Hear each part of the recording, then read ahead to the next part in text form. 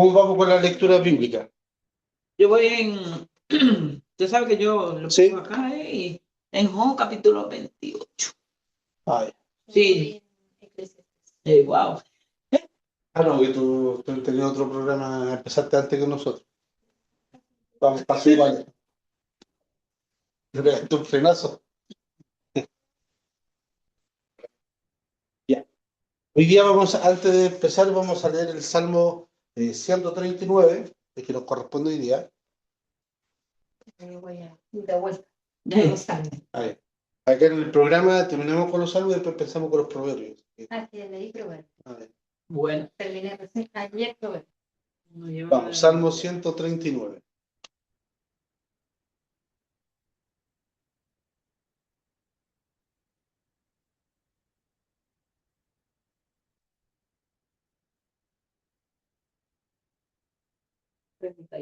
Ya. Ya. Dice así.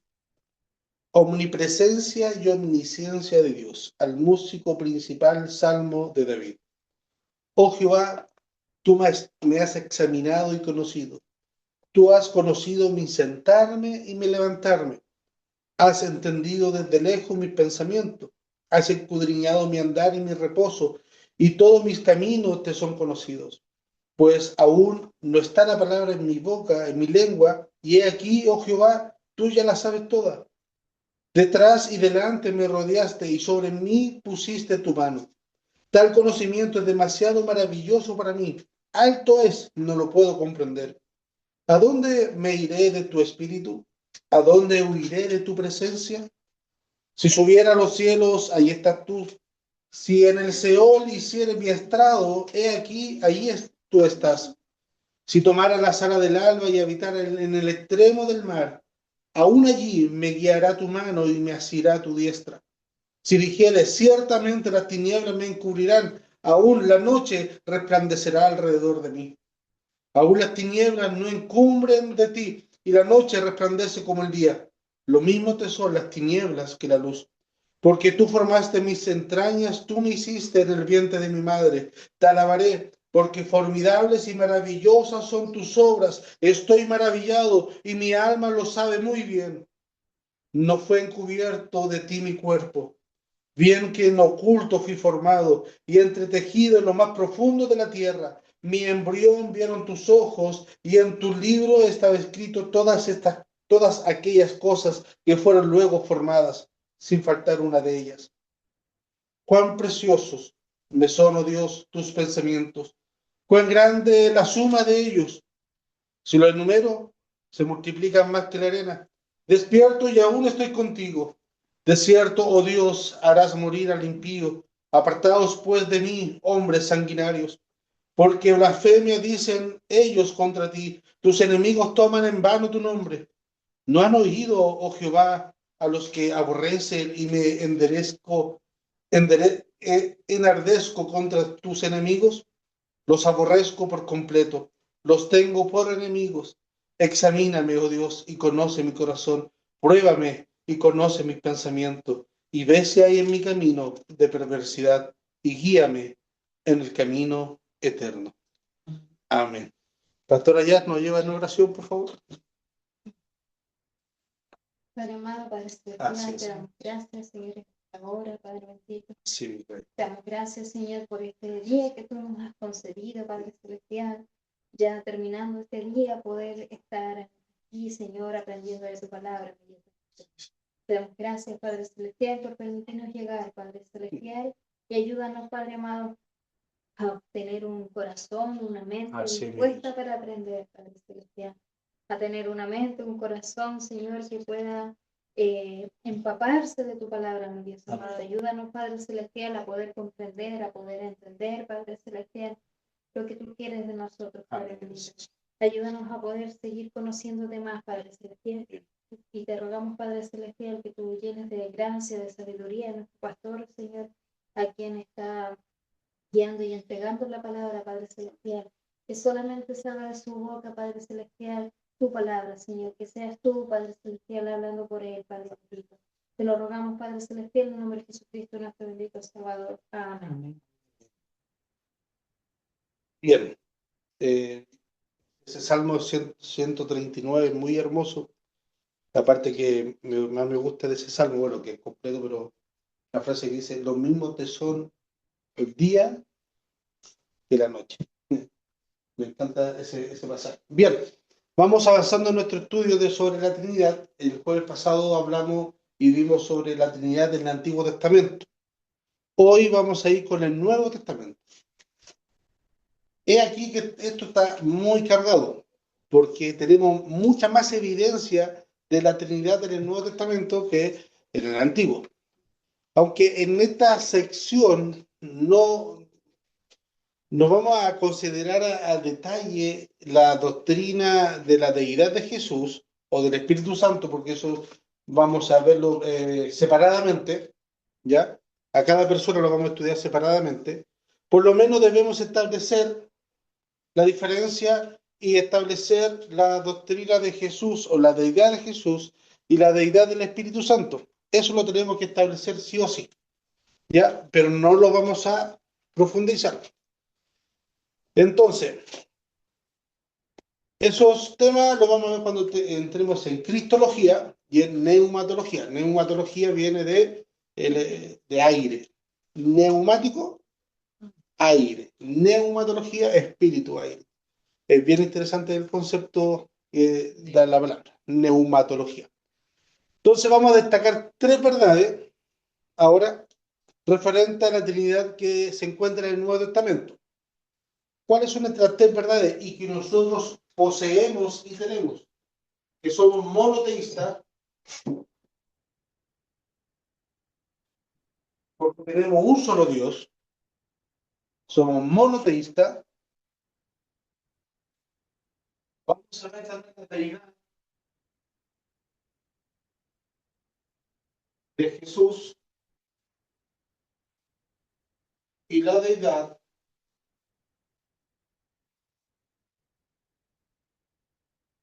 del Espíritu Santo. ¿Ya? Cuando hablamos de la Trinidad, como ya lo hemos visto, estamos hablando, y como lo hablaba ahí Florencia, estamos hablando que son tres personas distintas, ¿ya? Muchas veces se ve el Espíritu Santo como una fuerza, como una energía. Si usted ve por ejemplo, la reunión en YouTube de la iglesia neopentecostales, cuando tiran ahí va el Espíritu Santo, porque creen que el Espíritu Santo es una fuerza y no, es una persona. Si fuese una fuerza, yo no tendría problema que se haga con eso, como si alguien tira una genkidama o algo así. Pero el tema es que el Espíritu Santo es una persona, entonces yo no puedo tratarlo como una energía que fluye, sino que el Espíritu Santo es una persona que posee al individuo, que es muy distinto. Entonces, por ende, yo no puedo estar en una reunión o no me calza cuando en la reunión dice, hermano, ¿quiere tener el fruto del Espíritu? Sí, amén, obviamente, todos creemos. Ahora, reciba fruto del Espíritu. No, porque, vuelvo a repetir, el fruto del Espíritu es una característica del Espíritu Santo en la persona, pero es la persona del Espíritu Santo que trabaja en el individuo formando el fruto del Espíritu. ¿Ya? Por ejemplo, unas características del fruto del Espíritu es la paciencia. Y la paciencia lamentablemente se forma formando la paciencia. Por eso dice, la prueba produce, listo, ahí estamos. Y ahí el texto se acaba. La prueba produce paciencia y la paciencia, ahí toque, esperanza. Y una esperanza que no avergüenza, ¿ya? Pero él dice, creo que produce paciencia, la misma escritura. Por eso muchas veces cuando hablamos anteriormente, la misma escritura dice que, claro. Entonces, yo no puedo esperar que en una reunión, aunque esté la más bonita de que sea, salga con 100% de paciencia para toda la vida. No es así, porque la paciencia se va produciendo a través, así como mismo se va fortaleciendo el carácter. Claro, claro. Nosotros con mi esposa pedimos paciencia y nos mandó 3 hijas. ¿Ah? Y ahí estamos formando la paciencia, ¿sí? ¿Ya? Pero es así. el fruto del Espíritu se va trabajando y es en la persona del Espíritu Santo que está dentro del individuo que trabaja. Sería genial si esto fuese de una reunión mágica, pero no, todo eso se va trabajando. Entonces, muchas veces nosotros creemos y hablamos de el Espíritu Santo como una persona de la Trinidad, pero muchas veces la tratamos como una fuerza que fluye, algo místico que está en el aire, que se ve y que va corriendo y llena todo. Y eso no es así, porque trataríamos de la misma forma a Jesús. ¿Quiere recibir a Jesús? Ahí está Jesús. Recibe. ¿Por qué no lo tratamos así a Jesús? Porque en nuestra mente Jesús es una persona, pero no es la misma forma, porque lo tratamos distinto, el Espíritu Santo. Porque decimos que el Espíritu Santo es persona, una personalidad, pero no lo tratamos así. ¿Por qué? Porque no lo vemos así. Entonces, por eso es distinto, aunque sea majadero, hay que encarecer la deidad de Jesús. ¿Por qué la deidad de Jesús? Porque Jesús es Dios. La deidad del Espíritu Santo. ¿Por qué la deidad? Porque el Espíritu Santo es Dios. No es una fuerza que fluye. No, es Dios mismo, poseyendo al hombre, al individuo. Entonces, vamos a ver esa verdad en el Antiguo Testamento como introducción y luego cuando veamos cada tema, criptología y neumatología, vamos a verlo en profundidad por qué son personas en sí. ¿Ya? ¿Se entiende o hay cortocircuito? No, yo estoy viendo eso, pero que no está. Eso no es lo mismo que te están diciendo. ¿Qué cosa? Deidad de Jesús ¿Ya? y deidad de El Espíritu Santo. Hay que abreviar para no escribirlo todo. Deidad del Espíritu Santo. No sé. Claro. ¿Por qué esas tres verdades vamos a afirmar ahora? Porque nosotros ya vimos a Dios cuando hablamos de la forma de Dios, su nombre, sus atributos. Ese Dios del Antiguo Testamento es Dios Padre, en la economía salvífica de la Trinidad. El Jehová del Antiguo Testamento, en cierta característica, es Dios Padre, ¿ya? Y luego se desprende todos los demás, ¿ya? Bien, vamos con el, vamos con el primero. No.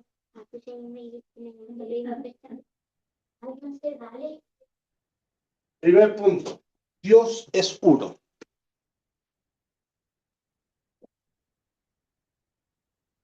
Dios es uno. Los escritores del Nuevo Testamento se aferran, y podemos leer en el Nuevo Testamento, se aferran al monoteísmo, porque el judaísmo es monoteísta. Entonces esa también es nuestra realidad. Nosotros somos monoteístas, porque tenemos un Dios, uno. ¿Ya? Tenemos un Dios. Y el relato del Nuevo Testamento también se aferra, pero no cede al ápice de la unidad de Dios. O sea, claro, desde el Antiguo Testamento al Nuevo Testamento Dios es uno solo. Por ejemplo, Pablo afirma que solo hay un Dios, 1 Corintios 8:6.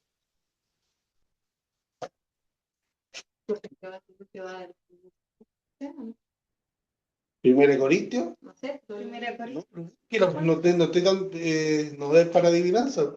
1 Corintios 8:6 y lo otro que está diciendo es Deuteronomio. Ah, ya. Por eso le estaba pensando.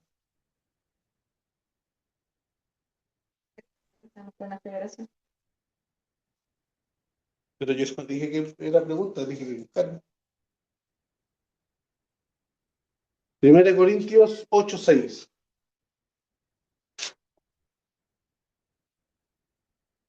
Tengan la Biblia, el celular, todo, porque vamos a ver harta referencia. Pero para Espera, para que estén todos. No le costaba todavía. Pero busque Gálatas por mientras. Gálatas 3:20. Lea. ¿Yo? para, Ahorita lo tengo que tapar. Sí, pues Gálatas.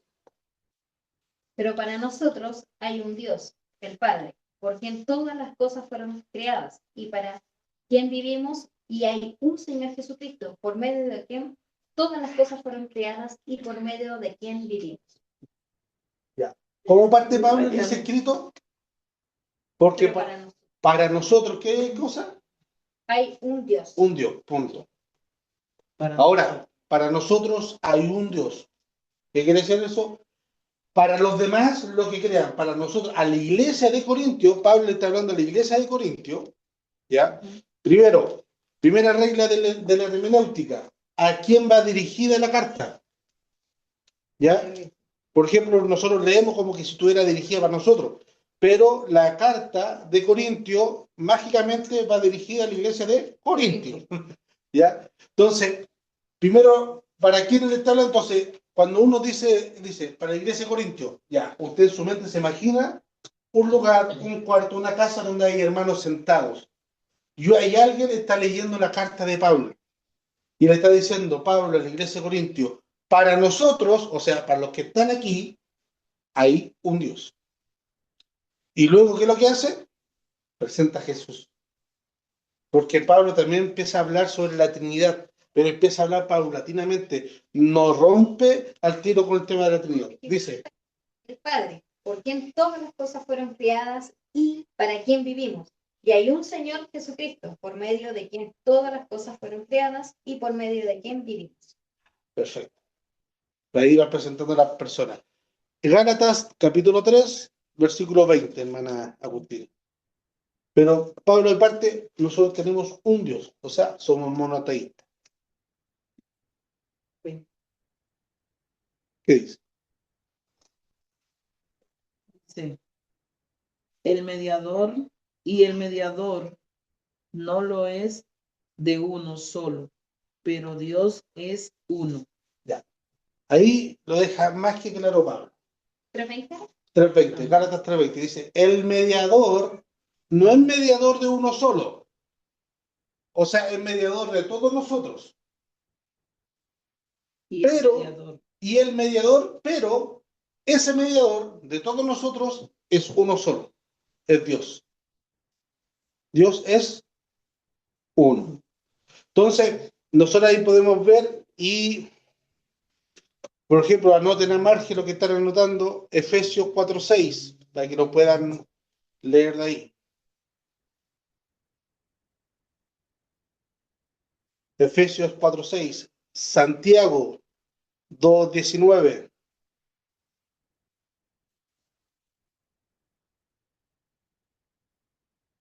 Judas 2:5.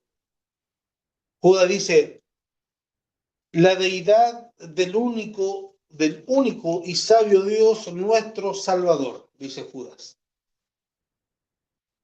La deidad del único y sabio Dios. Ahora, no obstante, el monoteísmo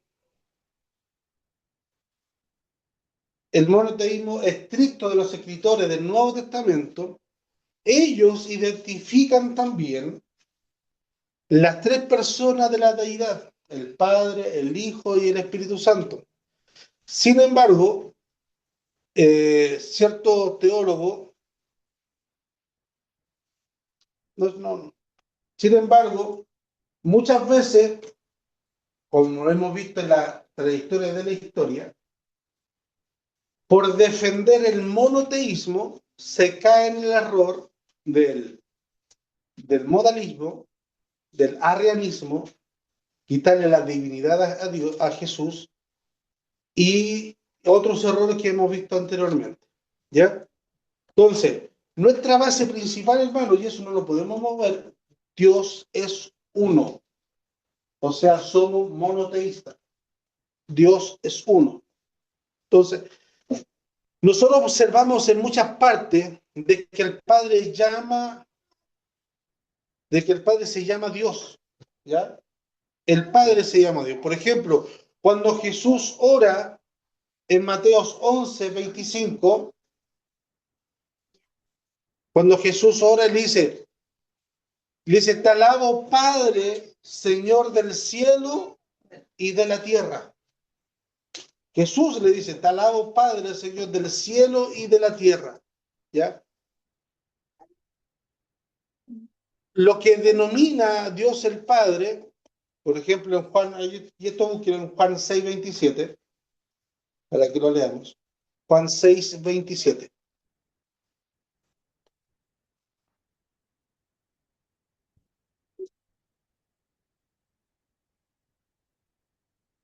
Juan o San Juan. ¿Ah?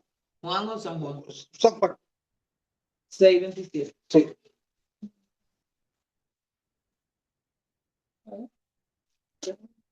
¿Vale? Ya. No se preocupen tanto por las cosas que se echan a perder, tal como la comida. Pongan su energía en buscar la vida eterna que pues, puede darles el Hijo del Hombre.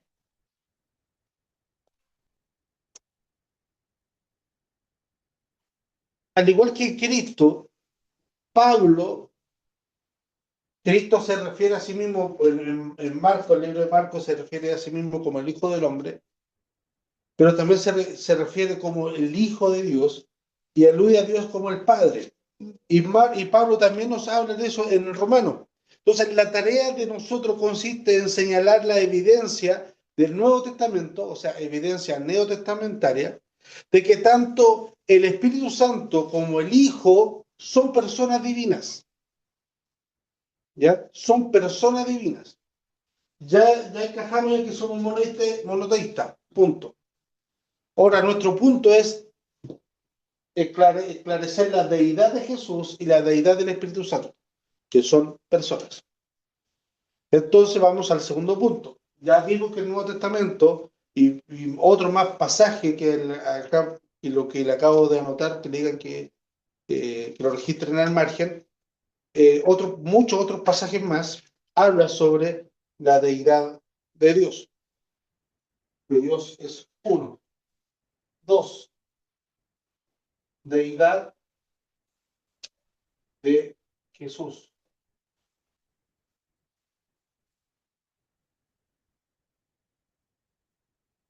Primero, el mismo Jesús, el mismo tenía la autoconciencia de que él era Dios. Una postura muy común, y que muchos no lo saben, y que es peligrosa y es herético. Algunos dicen, no, es que Jesús, a medida que iba creciendo, a medida que se iba desarrollando, él entendió que era Dios. Su conocimiento, su conciencia se fue desarrollando como se fue desarrollando su cuerpo, ¿ya? Entonces, a medida que su cuerpo se iba desarrollando, su mente también, su cerebro se iba desarrollando, el concepto del mismo como Dios se fue desarrollando en su vida. Y no es así. Nosotros vemos pasajes, aunque el de la infancia y de la adolescencia de Jesús hay muy poco pasaje, pero los que tenemos ya nos dan una característica de que Jesús tenía plena conciencia en su infancia de que él era Dios. ¿Ya? El, el arrianismo, lo que vimos tiempo atrás, el arrianismo es, y que hoy afirma los testigos de Jehová, esa es su postura. Jesús, a medida que iba creciendo, se fue desarrollando la parte espiritual de él. Entonces, al principio, él no era Dios, sino que él fue desarrollando su parte divina, ¿ya? Entonces, debemos observar que Jesús nunca dijo, yo soy Dios.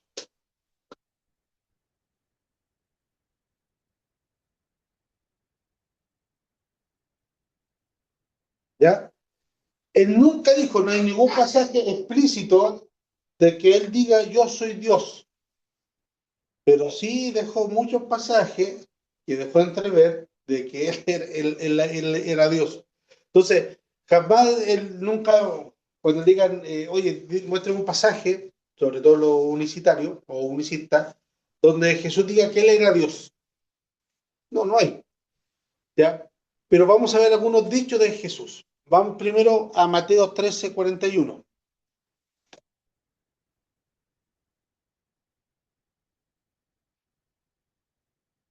Mateo 13:41.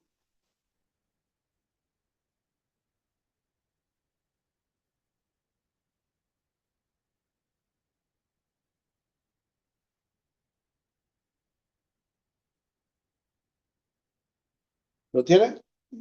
Léalo. Enviará el Hijo del Hombre a sus ángeles y recogerán de su reino a todos los que sirven de tropiezo y a los que hacen iniquidad. ¿Quién verá quién? El Hijo del Hombre. Enviará.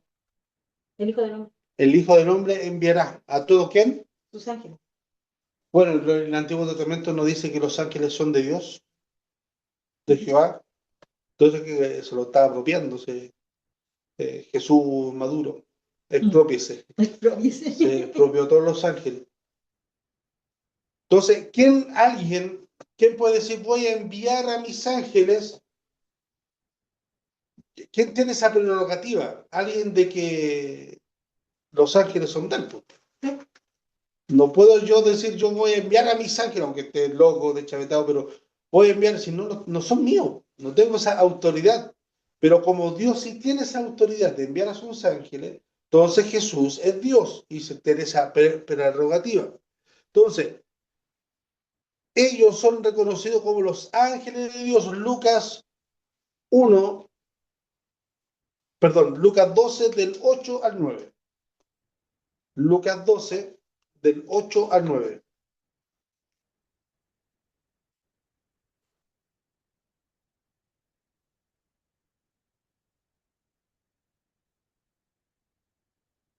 ¿Qué dice? ¿Sí? Les digo la verdad, a todo el que me reconozca en público aquí en la tierra, el Hijo del Hombre, también lo reconocerá en presencia de los ángeles de Dios. Pero el que me niegue aquí en la tierra será negado delante de los ángeles de Dios. Otro concepto muy claro sobre la divinidad de Jesús, él que hablaba mucho sobre el reino de Dios, sobre todo el libro de Mateo, era el reino de Dios. El reino de Dios se ha acercado, el reino de Dios está entre vosotros. El reino, lo yo soy de Jesús, eran, aunque Jesús nunca dijo yo soy Dios o yo soy Jehová, pero cuando él mencionaba yo soy el pan de vida, en la mente de los judíos, de los fariseos y de los religiosos, era una bomba, porque ellos claramente tenían en su mente la palabra de Moisés, o sea, de Dios a Moisés.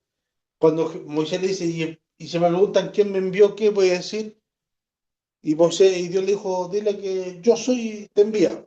Entonces, Jesús deliberadamente y conscientemente ocupa 7 veces la palabra yo soy. Yo soy la luz del mundo, yo soy la puerta, yo soy el agua de vida, yo soy el pan, yo soy esto, yo soy lo otro. 7 veces ocupó esto. Entonces, más significativamente, Jesús afirma tener la autoridad sobre muchas otras cosas. Incluso antes de morir, él dijo, yo tengo potestad, yo puedo mandar a legiones de ángeles para que me liberen.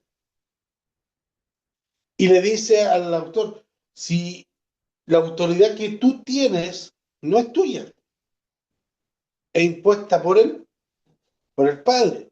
Y él dice, y si yo quisiera, en versión lenguaje chilena, si yo quisiera, podría venir un ejército acá a liberarme de ángeles. Entonces, otro punto muy importante para la mentalidad judía es que solamente Jehová, Yahvé, tenía la prerrogativa de perdonar pecados y nadie más. Nadie más. Marcos 5, o sea, 2:5. Marcos 2:5.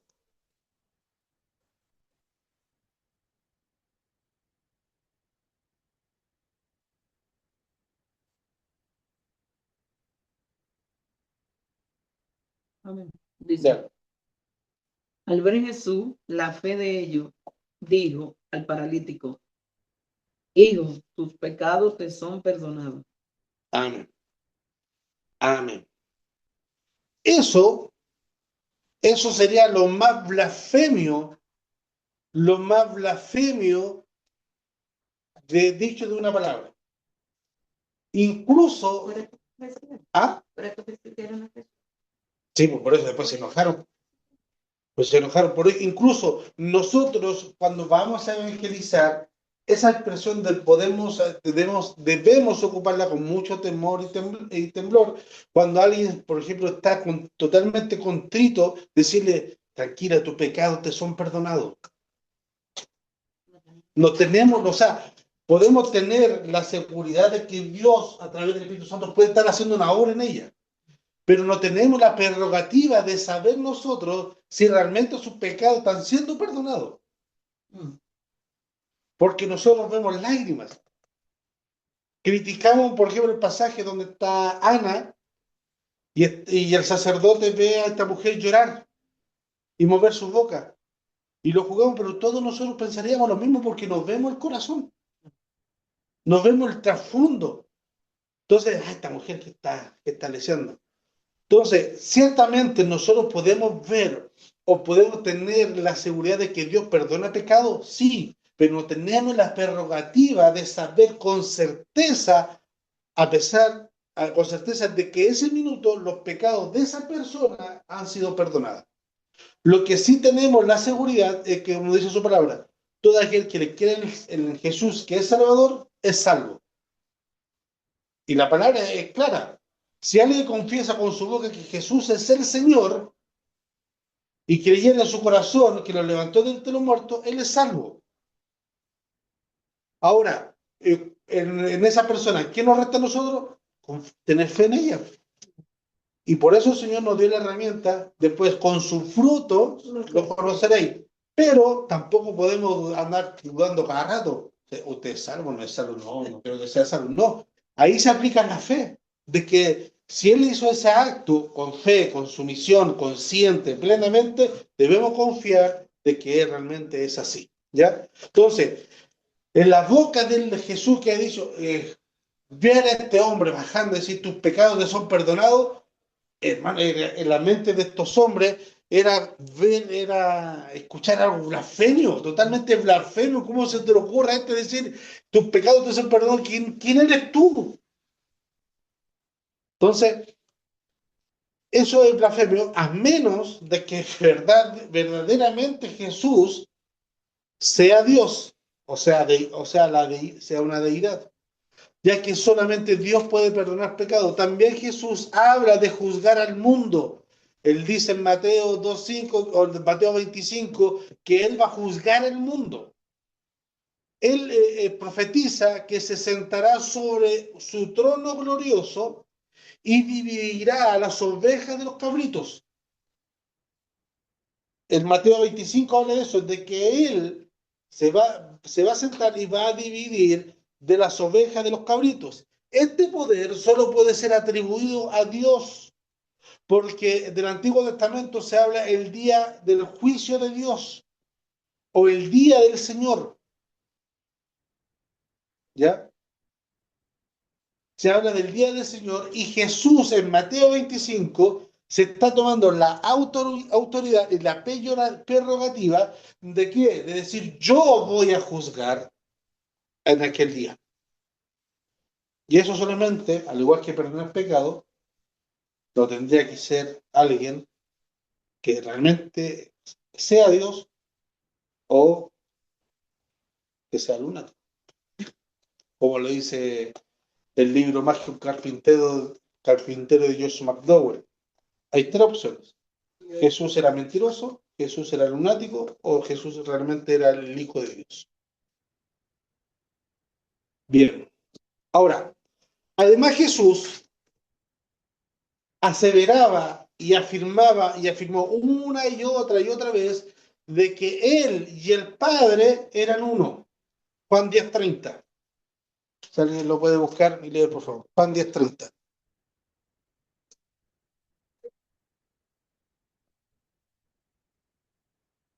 Yo y el Padre somos uno.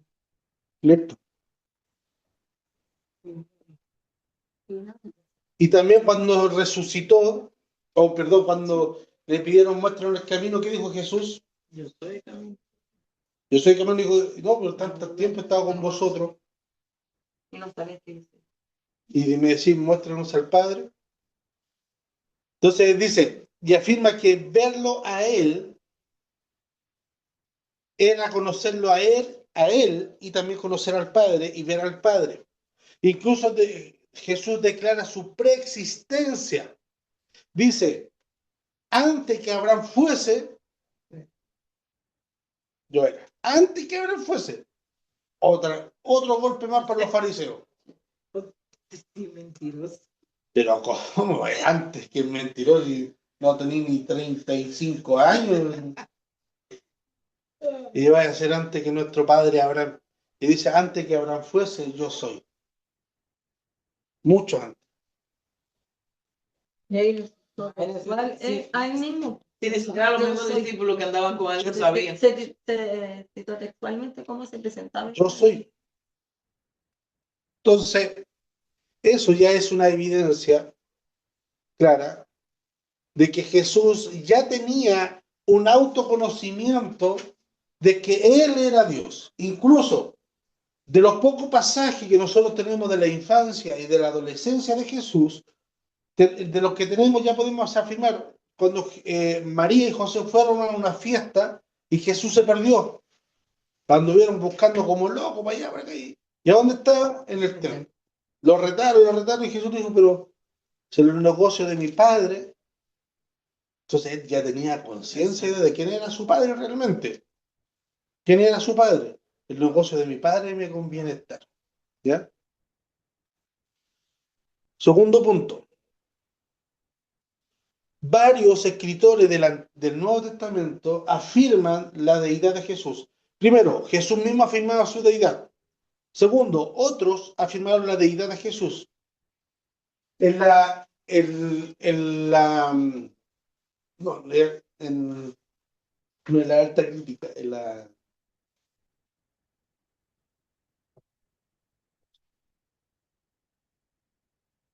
sí, parece que en la alta crítica hay herramientas de investigación para confirmar la veracidad de ciertos libros históricos.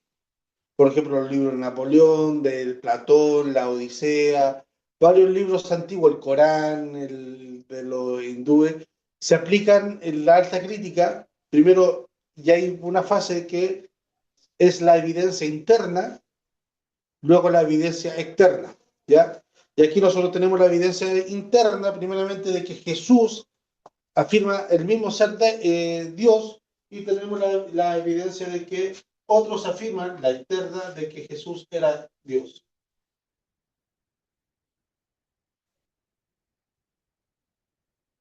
Soy.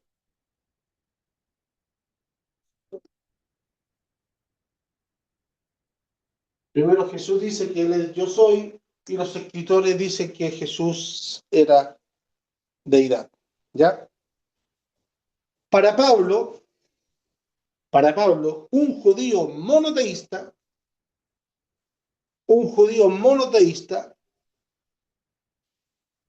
para Pablo, Jesús es igual a Dios. Jesús es igual a Dios. Filipenses 2.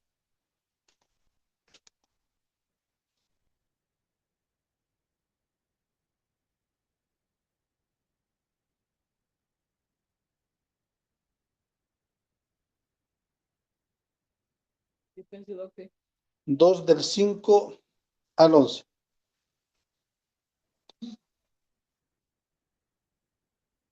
Amén.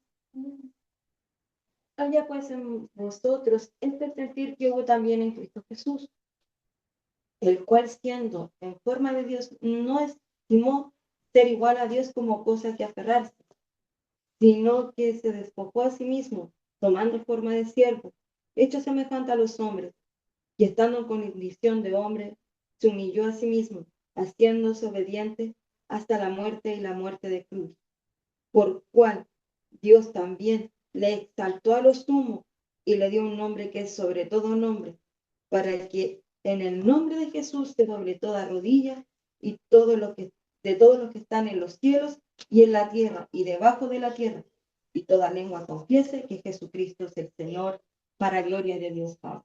Amén. Haya pues entre vosotros este mismo sentir que hubo también en Cristo Jesús, el cual siendo en forma de Dios, no estimó ser igual a Dios como cosa de que aferrarse. Para Pablo, Jesús era igual a Dios. Y uno que es igual debe ser Dios. Uno que es igual a Dios debe ser Dios. Y las epístolas también de Hebreos, capítulo 1, se hallan varias aseveraciones que implican la plena deidad de Jesucristo. Para el escritor de Hebreos, el Hijo es superior, el Hijo de Dios es superior que los ángeles.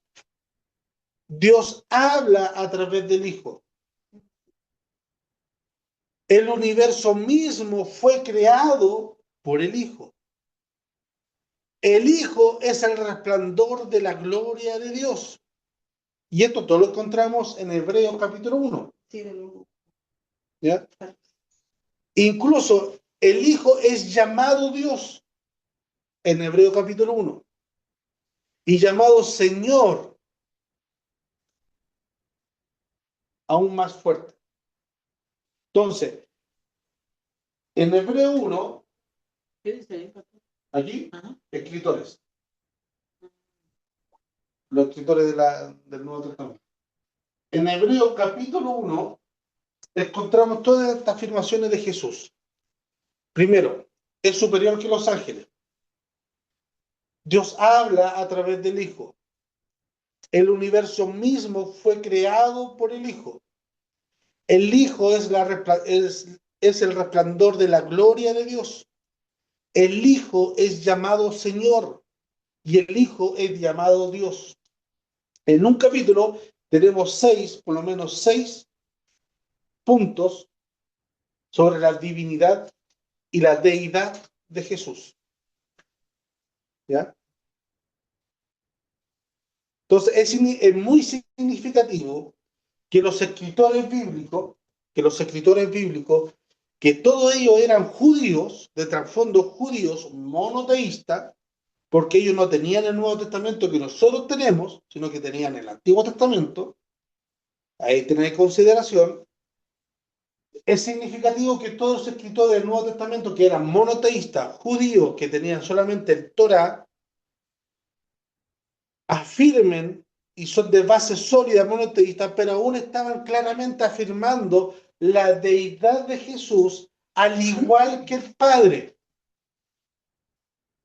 Como leyó la hermana Yana en Filipenses, para Pablo, el Padre es igual que el Hijo. Ni un poco menor, ni un poco mayor. Es igual para Pablo. Y eso, teniendo el trasfondo de que son monoteístas, de una tradición judía, no teniendo el Nuevo Testamento como lo tenemos nosotros, pero a través del Espíritu Santo, en el cual lo impulsó, tenían esta clara distinción de que Jesús era Dios. ¿Ya? Punto 3. Deidad del Espíritu Santo.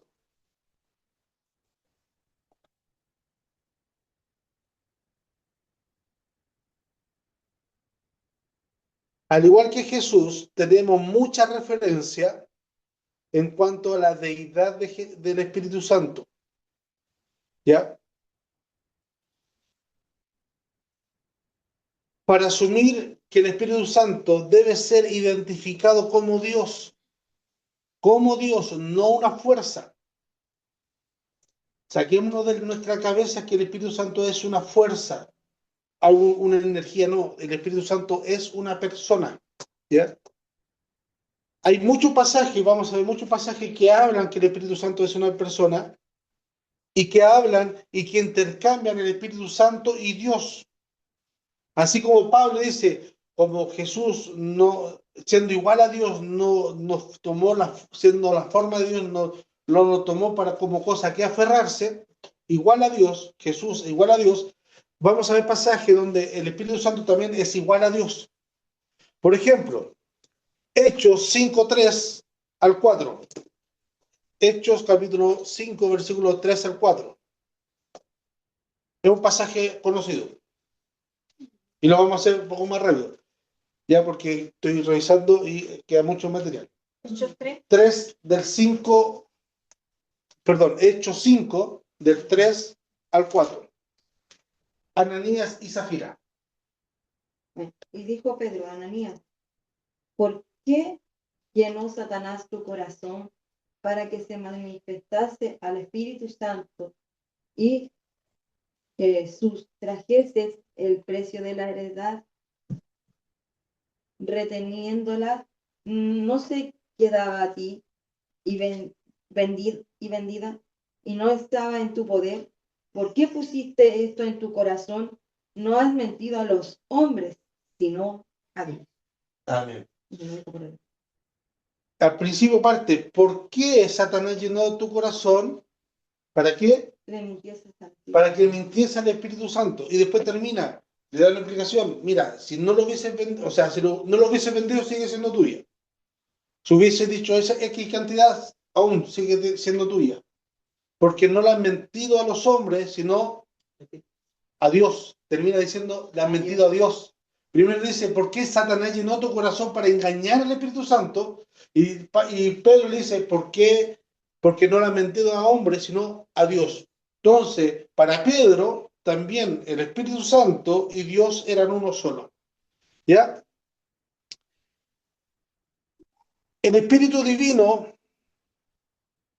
se ha descrito y realiza actividades de Dios que convence al hombre del pecado. Dice, el Espíritu convencerá de pecado, justicia y juicio. Él regenera y otorga nueva vida. ¿Ya? El Espíritu Santo es que genera la nueva vida en nosotros. A través de nosotros aceptamos la muerte de Cristo como nuestra expiación. Nosotros morimos como Cristo murió y resucitamos como Cristo resucitó, pero la nueva vida se genera en nosotros a través de la obra del Espíritu Santo. Y el Espíritu Santo otorga dones a la iglesia a través de los individuos. Él tiene la autoridad y la prerrogativa de decirle a Agustín le entregó este don, a Yana este don, a Yamin este don y al pastor este don. Sin consultarle a Dios. Él tiene esa prerrogativa de distribuir los dones dentro de la iglesia, sin consultarle a Dios Padre. Pero en estricto rigor, Él es Dios. Pero el Espíritu Santo es que toma esa prerrogativa. No Jesús, no Dios Padre, sino el Señor Jesús. Entonces, tiene esa autonomía como una persona, una energía, algo etéreo. Tiene capacidad de decisión y de clase. No, no tiene porque es una fuerza nomás. Ese aire que sople, ¿tiene alguna capacidad de distinguir algo? ¿De decidir algo? No, eso es una energía. Pero vemos que el Espíritu Santo tiene esa capacidad. Entonces, por ende, no es una energía. ¿Ya? También hay varios pasajes donde el Espíritu Santo es puesto en igual con el Padre y con el Hijo. Por ejemplo, la clásica fórmula de bautismo. Mateo 28, 19. Donde Jesús se presenta a donde Juan el Bautista lo bautiza, sale Jesús y una voz del cielo dice, este es mi Hijo amado a quien yo tengo complacencia, a él oíd, y desciende el Espíritu Santo en forma de paloma, pero no es una paloma, ¿ya? No, lo que pasa es que tampoco en forma, sino que es lo que vio el escritor nomás. Si el escritor, para poder graficar lo que vio, tiene que poner algo. Vamos a un caso típico. Josué está en la guerra, está peleando, pelea para allá y para acá, y de repente se da cuenta que el sol se detuvo.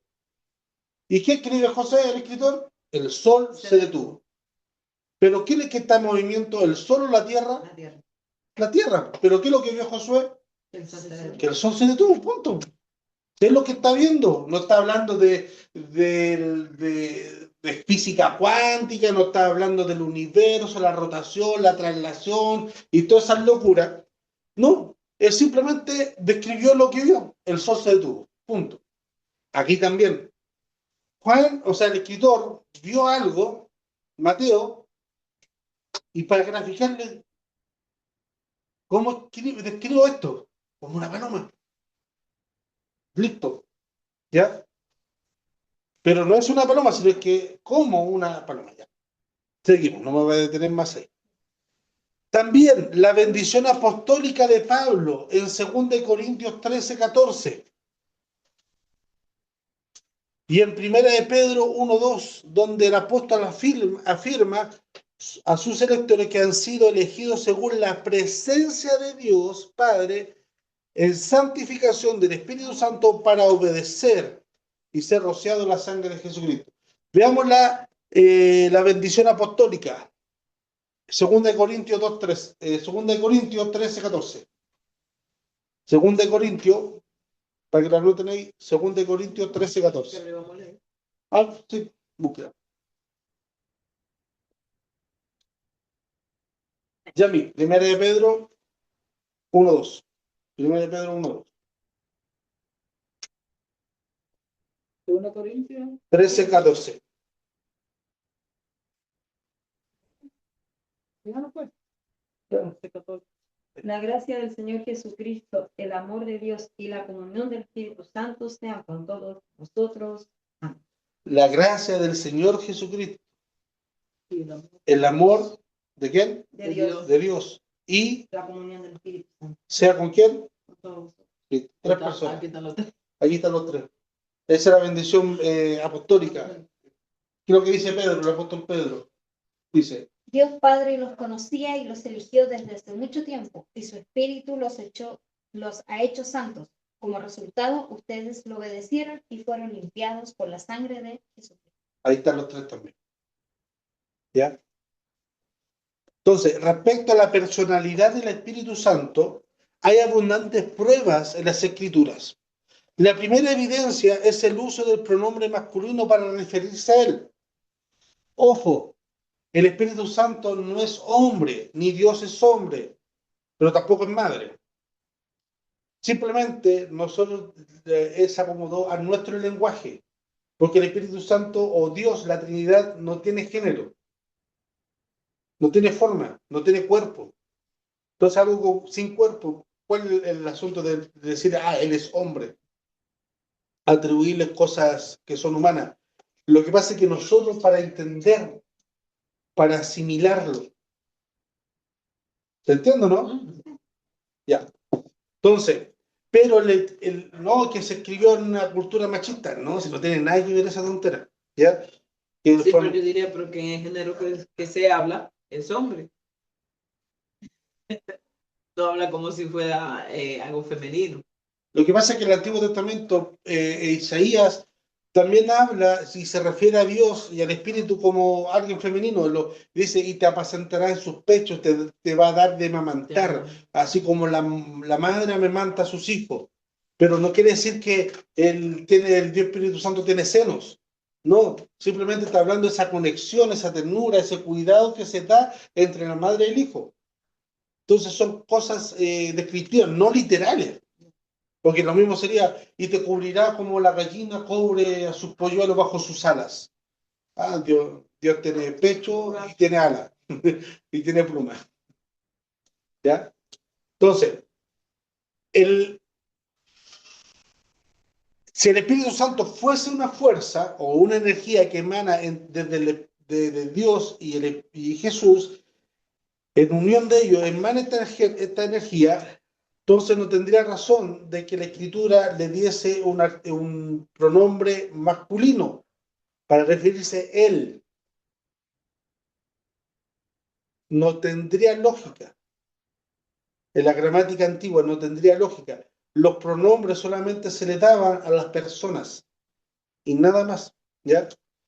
Entonces, puesto que la palabra neuma es neutra, neumatología, neuma, espíritu, aire, es una palabra neutra.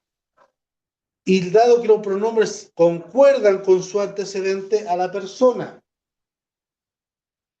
ya un poco de gramática. Si sería neutro, ¿cuál pronombre tendría que ocuparse? ¿Por qué? No. Si hombre ya no es neutro. Pero no, si está neutro puede ser mujer o puede ser hombre. El neutro.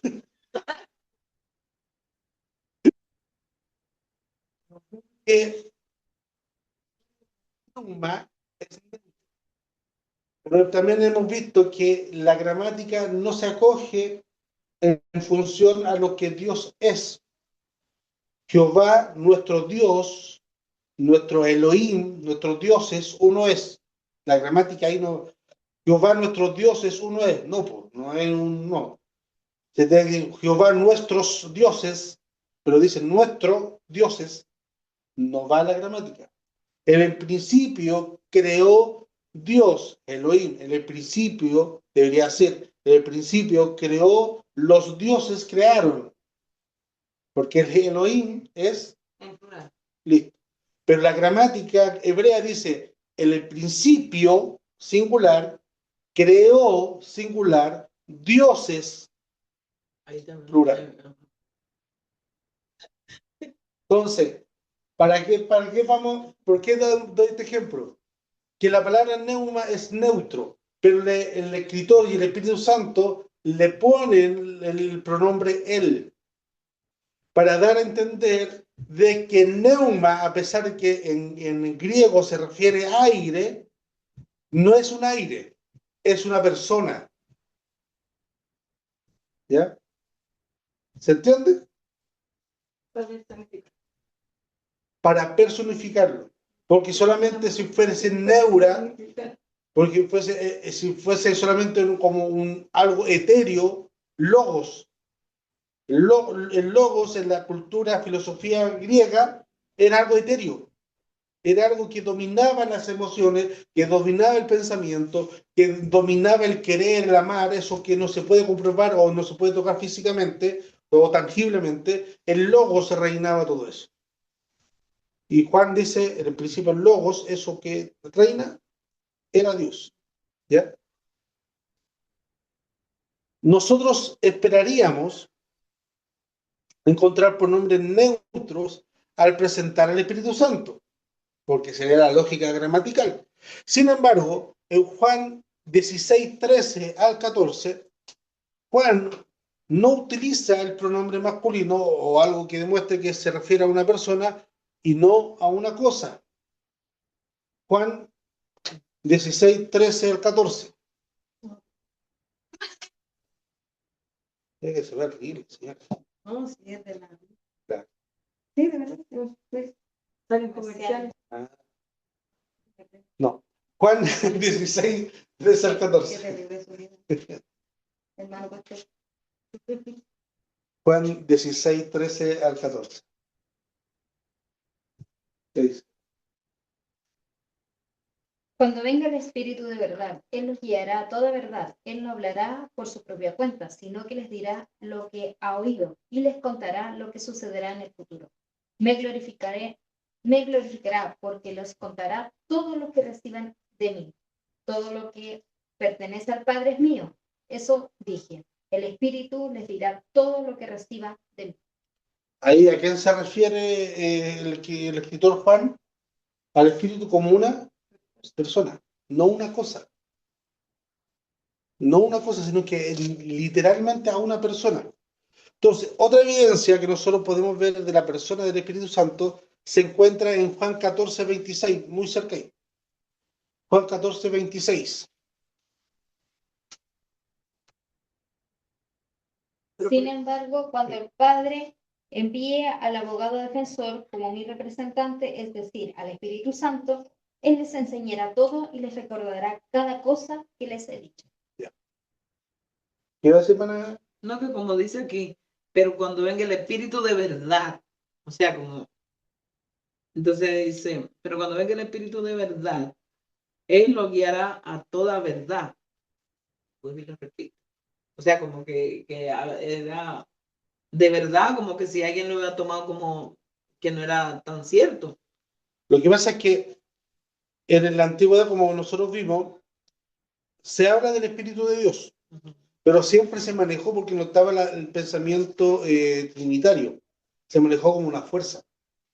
Y ese era uno de los principales, si uno le pregunta a un judío ortodoxo, eh, ¿qué piensa sobre el Espíritu de Dios en el Antiguo Testamento? Le decía, no, era una fuerza, un mover que influía a Dios Padre en la creación, en la vida. Por ejemplo, cuando habla, dice, en el principio creó Dios los cielos y la tierra estaba desordenada y vacía, y el Espíritu de Dios se movía sobre la faz de las aguas y empezó a ordenar, ¿cierto? Ya, nosotros lo vemos como la persona del Espíritu Santo a través de la luz de la Trinidad, pero ellos lo ven como una fuerza, una energía de Dios que ordenó todas esas cosas. Entonces, por eso, muchas veces, como que, bueno, ¿y por qué lo repite tanto? Es para calcar en la mente el Espíritu de verdad, el Espíritu Santo, que los va a guiar a toda justicia. Y ahí ocupa un término que se llama paracleto, el Espíritu Santo, paracleto, que es en griego, ¿ya?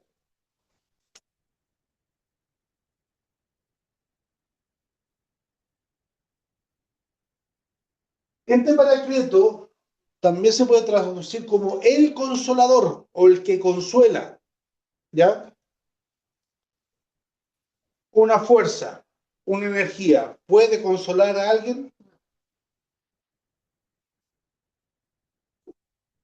Usted está cansado, está muerto, supongamos el verano, está caminando por el centro de Santiago, subiendo el cerro San Cristóbal, o goteando y transpirando todo, y de repente viene una brisa refrescante. Oh, qué rico el aire, ¿cierto? Qué rico. No le quita el cansancio, No, pero se siente bien. pero se siente bien en ese momento. Entonces, paracleto significa el consolador o el que consuela. Por ende, una persona o alguien puede que sea es una fuerza, puede ser el que consuela, no, porque la fuerza no tiene el discernimiento de qué la voy a consolar a usted. La energía no tiene el discernimiento para decir cómo te puedo consolar, Agustín, en este momento de angustia. No tiene. Pero el paracleto tiene esa distinción de saber, ah, esta es tu dolencia y en esto te consuelo. ¿Ya? Entonces, ¿a dónde estamos? Paracleto. Entonces, es obvio aquí en este pasaje que cuando se refiere al Paracleto, también en Juan 15:26, en Juan 6:7, que se refiere en términos al Espíritu Santo como Paracletos, es obvio que no se refiere a una influencia abstracta, una influencia en una energía, sino que es una persona.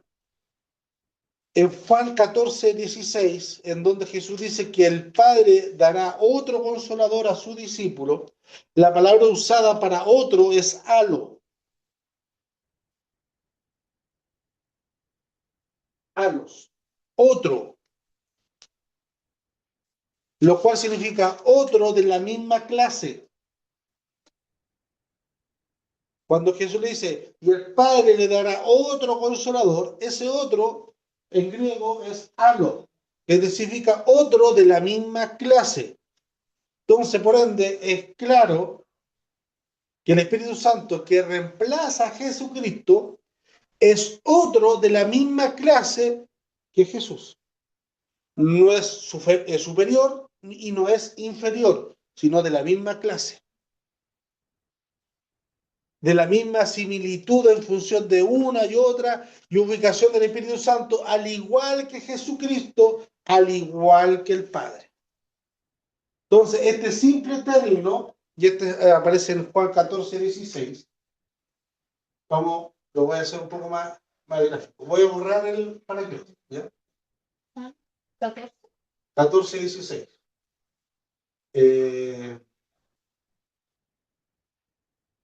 Otro consolador. Esta palabra otro es alos. Y alos significa otro de la misma, no de la misma, de la misma clase. Clase.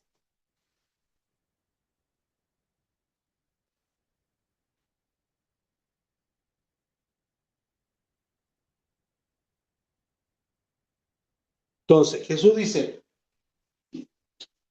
el Padre dará otro consolador. Este otros viene del término de la palabra alos, que significa otro de la misma clase. Ni mayor que Jesús, ni menor que Jesús, sino igual. La misma calidad, el mismo poder, misma autoridad, misma esencia y misma naturaleza.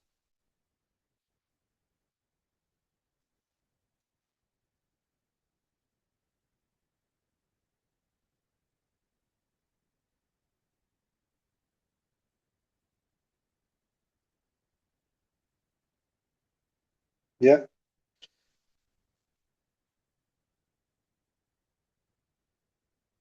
Por otra parte, el Espíritu Santo ejercita los atributos de la personalidad. El Espíritu Santo ejercita los atributos de la persona, por ejemplo, intelecto. Él sabe lo que necesitamos y para ello encuentra las condiciones de interceder por nosotros ante Dios el Padre. Él intercede por nosotros. Una energía, algo abstracto, tiene la capacidad de interceder por otra persona ante otra persona. No, porque no es una persona, sino que es una fuerza. Pero el Espíritu Santo tiene la capacidad, el intelecto, de saber lo que necesitamos. Ah, ya no necesita esto.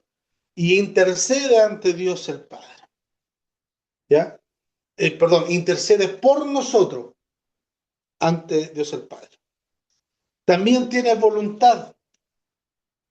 Él entrega los dones a quien Él quiere, según lo que Pablo nos enseña en 1 Corintios. Alguien que tiene voluntad puede ejercer ese ejercicio de distribuir los dones, como Él quiere. Tiene sensibilidad, el Espíritu Santo es sensible. Una fuerza impersonal no se le puede entristecer. Una fuerza o un soplo, como algunos hacen que es el Espíritu Santo, que me caen mal esos gallos que soplan.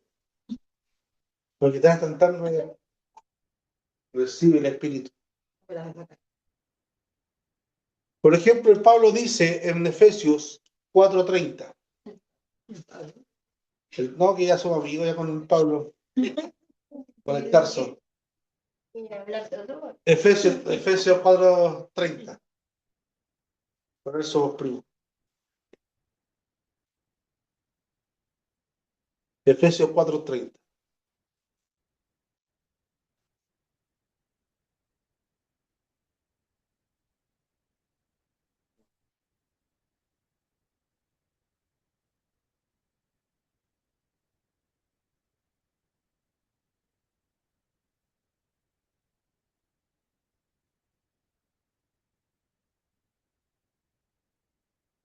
Y no contristéis al Espíritu Santo de Dios, con el cual fuisteis sellados para el día de la redención.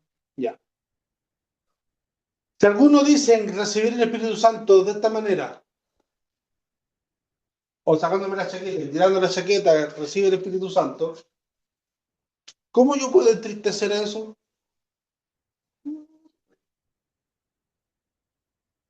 Es que algunos dicen, no, es que es una manifestación. No, pues tú estás diciendo que a través de ese soplo están recibiendo el Espíritu Santo.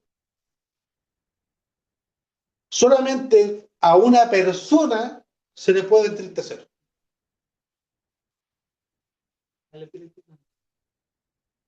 Sí. ¿Por qué? Entonces, algo, solamente una persona se le puede entristecer, a una fuerza, a algo etéreo no se le puede entristecer. Yo no puedo entristecer a esto, aunque muchos me critiquen, yo no puedo entristecer a un árbol, a una planta. Y mira que sí, No, se puede poner así, triste. Las hojitas se le amargan así. no tiene sentimiento, No tiene sentido, pero tienen vida. pero no tiene sentimiento. Las moléculas también tienen vida. Los bicharracos que nosotros tenemos que nos hacen enfermar también tienen vida. Entonces, pero no quiere decir que tengan el mismo nivel que nosotros. Lo único que tienen capacidad de sentimiento, de enojarse, de razonar, de distinguir estos buenos, estos malos, somos nosotros porque somos creados a la imagen de Dios. Los animales, aunque sean muy tiernos, reaccionan por instinto. Y el instinto mayor de ellos es de supervivencia. Si tienen hambre y parieron, la mamá se va a comer a los perritos, del más débil al más fuerte. Pero se lo va a comer y no lo va a pensar dos veces. La ley de la naturaleza, como dijo Charles Darwin, es del más fuerte. En la naturaleza siempre va a reinar el más fuerte. Aunque se vea muy tierno, muy adorable, siempre va a suprimir el más fuerte. En nuestra raza no debiese ser así. En nuestra humanidad no debiese ser así, porque somos esos hechos a imagen y semejanza. Alguien quiso ser que la raza más fuerte predomine, y ahí tenemos la historia que un tal Hitler surgió y quiso hacer eso. Que la raza superior domine a la inferior. ¿Ya? Entonces, aunque me critiquen, la planta no tiene sentimientos, no se entristece, no se alegra, no llora, no grita, no se queja. No. ¿Ya? Entonces, primero, el Espíritu Santo tiene intelecto. Segundo, tiene voluntad. Tercero, tiene sensibilidad. Cuarto, se revela. El Espíritu Santo se revela a sí mismo a los demás. Quinto, el Espíritu Santo enseña. Lo que y Él le enseñará las cosas, y Él os guiará a toda verdad y toda justicia. Sexto, el Espíritu Santo atestigua, o sea, da testimonio. Séptimo, habla. Y octavo, se le puede blasfemar. Y eso también es una evidencia de que, como se blasfemia contra el Espíritu Santo, es una deidad.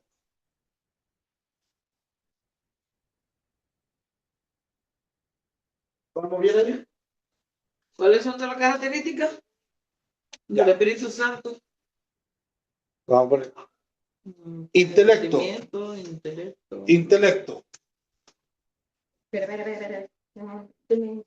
Anota nomás.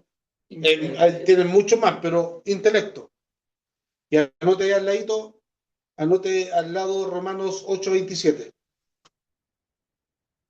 Rom 8:27. Romanos 8:27. Tiene voluntad. 1 Corintios 12:11. 12:11. Sí. Romanos 8:27 era. El intelecto. Intelecto. Y ahora. Voluntad. Ujú. 1 Corintios 12:11. 12, 11. Sí.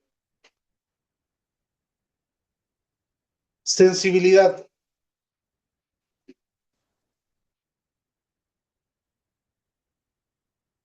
Efesios 4:30. Efesios 4:30. Se revela.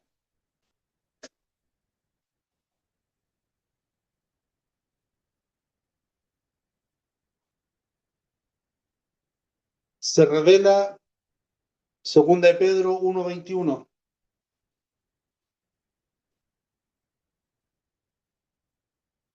Segunda de Pedro 1:21. Enseña.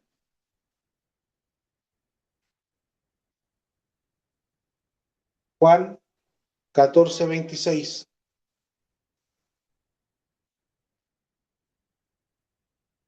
Atestigua, atestigua.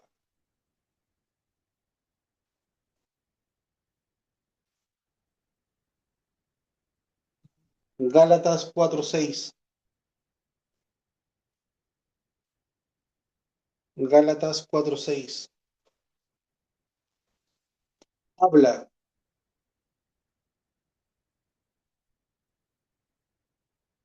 Apocalipsis 2:7.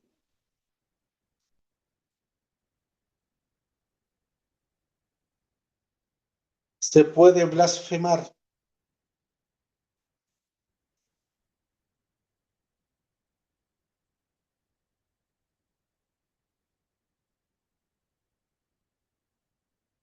Mateos 12,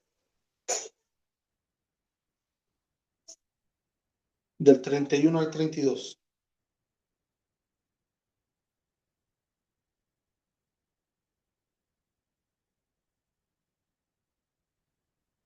¿Ya? ¿Eso era? Sí, eso. Hay mucho más en la Biblia, pero, por ejemplo,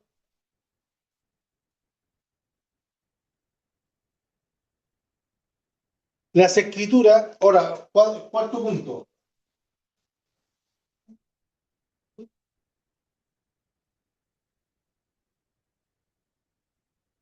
Dios es tanto trino como uno. Dios es tanto trino como uno.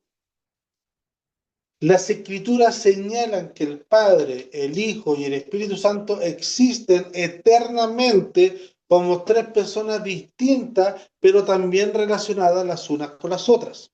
¿Ya? El ángel anuncia a María que su hijo será llamado el Altísimo, porque el Espíritu Santo vendrá sobre él. En el bautismo de Jesús se ve que los tres miembros de la Trinidad, el Padre bautiza, el Espíritu desciende, el Hijo se bautiza, el Espíritu desciende y el Padre habla en referencia al Hijo. Por otra parte, los evangelios y las epístolas revelan la unidad de estas tres personas.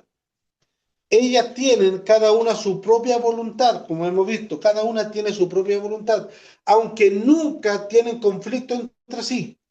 Aunque tienen voluntades propias, ninguna pelea con la otra, porque hay una armoniosidad divina en ella, la seidad completa, la armonía completa. Por ejemplo, Jesús dice, Padre, si quieres pasa de mí esta copa, pero no se haga mi voluntad, sino la tuya. Jesús tenía una voluntad, pero decidió hacer la voluntad del Padre. Hay varios lugares del Nuevo Testamento de donde las tres personas de la Trinidad están presentadas juntas en unidad y en aparente igualdad. Uno de estos pasajes es el tema del bautismo, Mateo 28:19. Debemos notar aquí el nombre es singular, pero hay tres personas.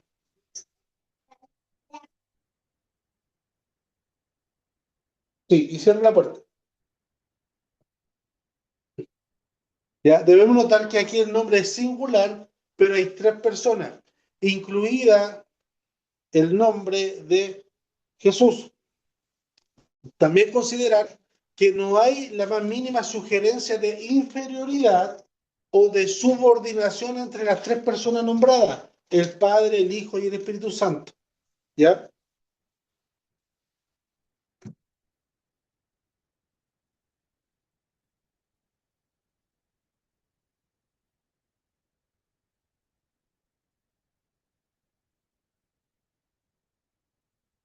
¿Vamos bien ahí, cierto?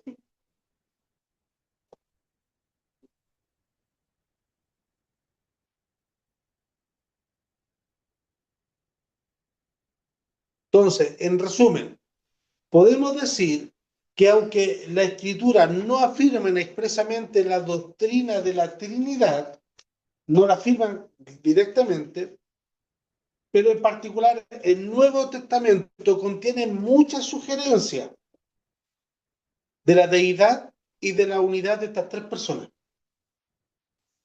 conocida como el Padre, el Hijo y el Espíritu Santo. Respecto a esa diversidad o pluralidad de dignidad, un escritor escribió lo siguiente: nosotros no podemos identificar a Dios absolutamente y exclusivamente con el Padre, o con el Hijo, o con el Espíritu Santo.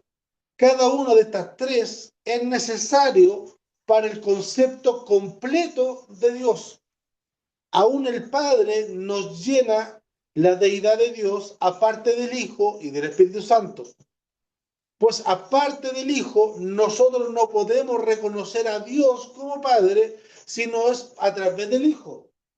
Y el Hijo revela al Padre. Y el Espíritu Santo nos capacita o capacita a los hombres para conocer al Padre según la revelación del Hijo. Nosotros no podemos conocer plenamente al Padre, sino a través del Hijo. Pero el Espíritu Santo a nosotros nos capacita, nos revela o nos ilumina. ¿Para qué? Para que conozcamos más al Hijo a través de la Escritura. Y conociendo más al Hijo, vamos a conocer más al Padre.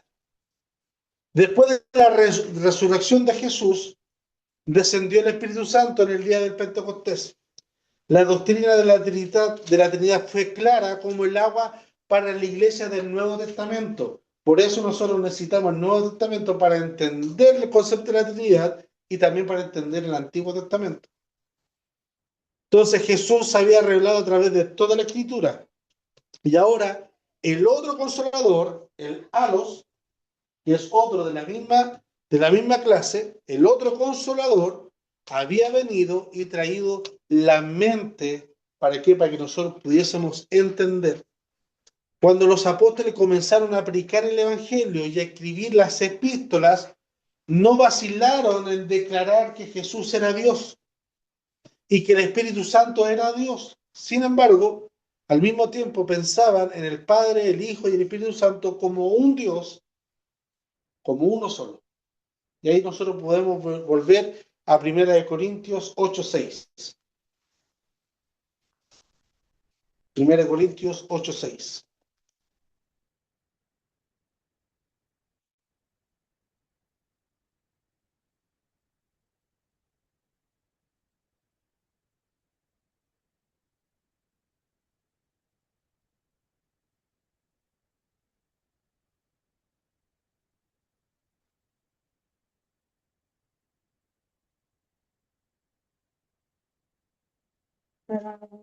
Nosotros, sin embargo, hay un solo Dios, el Padre, del cual proceden todas las cosas, y nosotros somos para Él,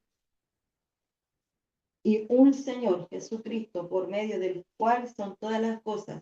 Pero la primera parte, pero para nosotros, Sin embargo, hay un solo Dios. cuando usted le digan, ¿creen en Dios? Sí. ¿Es monoteísta? Sí. ¿Y entonces por qué creen en el Espíritu Santo, en el Hijo y en el Padre? Porque los tres son uno. ¿Ya? Pero ahora, bajo la evidencia del Nuevo Testamento, nosotros podemos ver claramente a estas tres personas obrar indistintamente.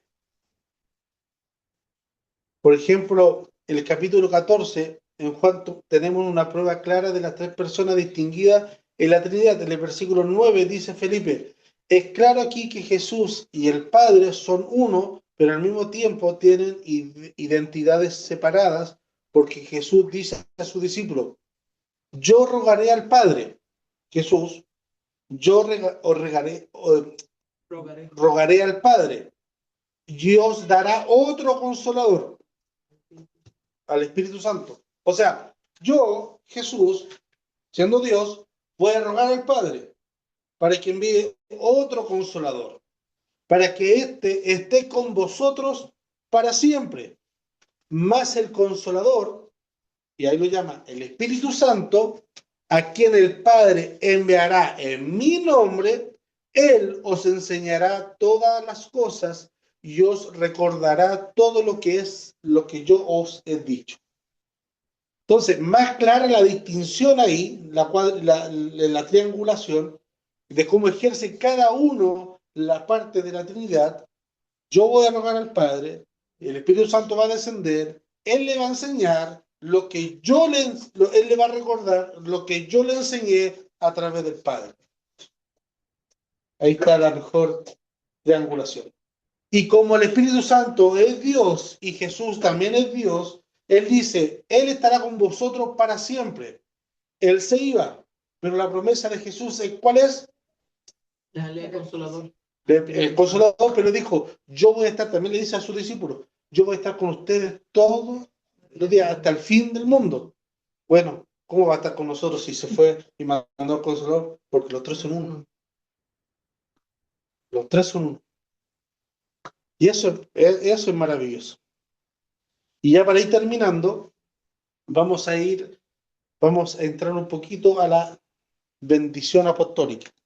Quiero que vayamos en nuestra mente con ese concepto.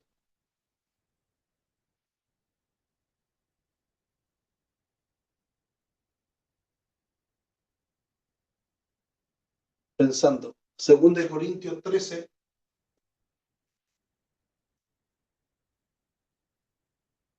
Pensando. 2 Corintios 13, versículo 14.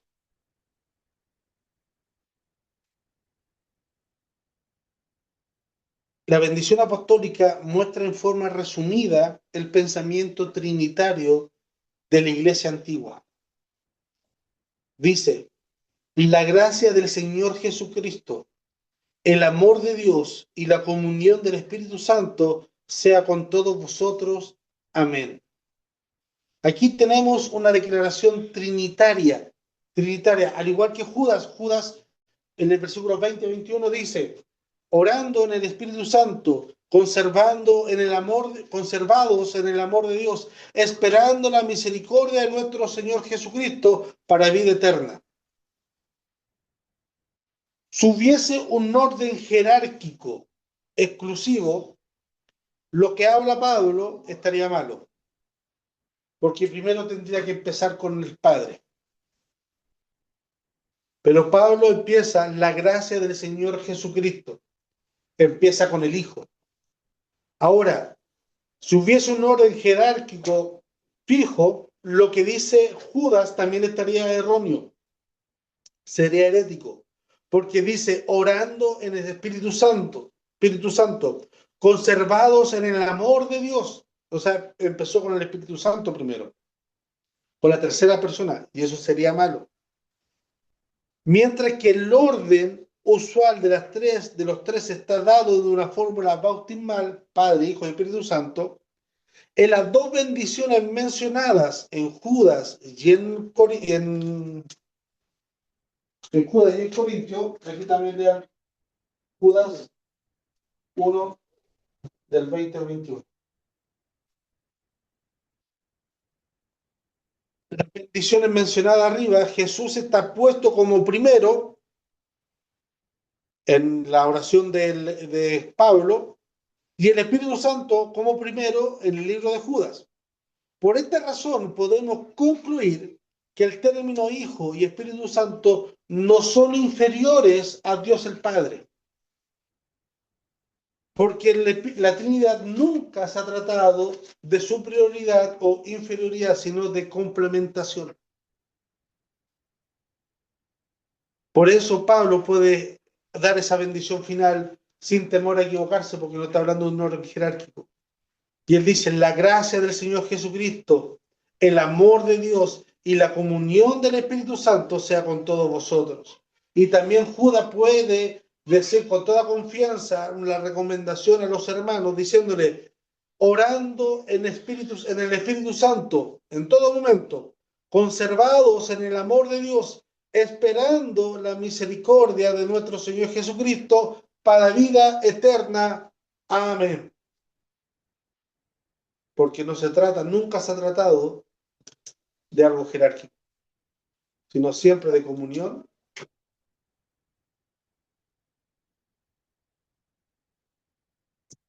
y de complementariedad. Eso mismo. Eso, complementariedad. Complementario. No, no es complementario. No. Pero eso, ¿ya? Y complementación. ¿Se entendió? Quedamos claros de que la Biblia no lo muestra explícitamente la Trinidad, pero sí da a entender, tanto en el Antiguo como en el Nuevo Testamento, la diferencia. Por ende, nosotros no podemos tratar al Espíritu Santo como una energía, es una falta de respeto. Imagínese usted que está en el culto y hablamos de la Agustina. Y la Agustina para allá, la Agustina para acá, y estando la hermana Agustina presente. Y la Agustina, y ahora hagamos que la Agustina baile, y ahora hagamos que la Agustina fluya, y ahora hagamos que la Agustina cante. Y estando la hermana Agustina presente. ¿Cómo se sentiría ella? Utilizado. Menoscabada. Mal, porque la estamos ocupando como un objeto, como cualquier cosa. El Espíritu Santo es lo mismo. Cuando nosotros iniciamos un culto, hayan miles, ninguno, o uno solo, cuando iniciamos el culto en el nombre del Señor, la Trinidad en pleno está presente. Pablo dice, nosotros vamos de parte de Dios y delante de Dios. O sea, cuando predicamos, Dios mismo está ahí, Jesús mismo está ahí, mirándolo. Entonces, por eso no podemos tratar, aunque suene, no, pero que están en la verdad con no, porque estamos hablando de la Trinidad, estamos hablando de la persona de Dios mismo que está ahí. Entonces, recibe el Espíritu Santo. Hermano, quiere tener los frutos del Espíritu, recibe en esta noche. No, si no es una cosa como la llama. Como que estuvieran reventando la piñata y el que agarra, agarra. ¿Eh? El que agarra, agarra nomás. No, si no es como una piñata. El Espíritu Santo es una persona. Y como dije al principio, ¿por qué al Espíritu Santo se le dice con un soplo recibe y nunca se le ha dicho, se ha visto que digan, ¿quieres ser salvo? Recibe a Jesús. ¿Por qué nunca a Jesús se le trató así? Porque en esa persona, en su mente, el Espíritu Santo no es una persona, es una energía. Y eso es herético. Y eso es dañino. ¿Se entiende? Sí. Amén. El próximo jueves entramos en horario nuevo, a las 7 de la tarde. Ustedes pusieron ese horario, ¿ya? A las 7 de la tarde. La hermana Agustina llegó a las 7:10. Así que vamos, respetemos. Yo voy a empezar, yo solo, y no voy a llamar a nadie. Yo a las 7 parto. No te va a decir Espíritu Santo, ven. Yo a las 7 parto porque yo y Dios somos mayoría. El Espíritu Santo. Hay que irse a hacer 4. Yo Son 4 ahí. y Dios somos mayoría. Si están todos ustedes, partimos. Si no están, partimos. ¿Ya? ¿Estamos? Estamos. Oremos al Señor. Hermana Agustina, Dios le bendiga. Amén. Oremos. Padre, gracias. Gracias, Señor, por este Amén. estudio tan maravilloso. Gracias, Padre Celestial, porque cada día tú nos ayudas a aprender algo más, algo nuevo. Padre, te damos gracias, porque tú cada día estás con nosotros, Señor Jesús. Te pedimos, Señor, que usted siga usando a nuestro pastor, que siga dándole la capacidad, la sabiduría, y que a cada uno de nosotros podamos entender, y que esta palabra, Dios mío, quede grabada en nuestra mente y en nuestro corazón, para así poder cada día ser más de tu agrado, Señor. Padre, mira a cada una de las personas que estamos aquí. Te pedimos, Señor, que sea usted siendo derramando lluvia de bendición y que lo que vamos a salir sea usted llevándonos en ala de su Santo Espíritu y que lo que se queda sea usted también derramando bendición. Te lo pedimos, Señor, en el nombre de Jesús. Amén. Amén. Amén. Que el Señor les bendiga.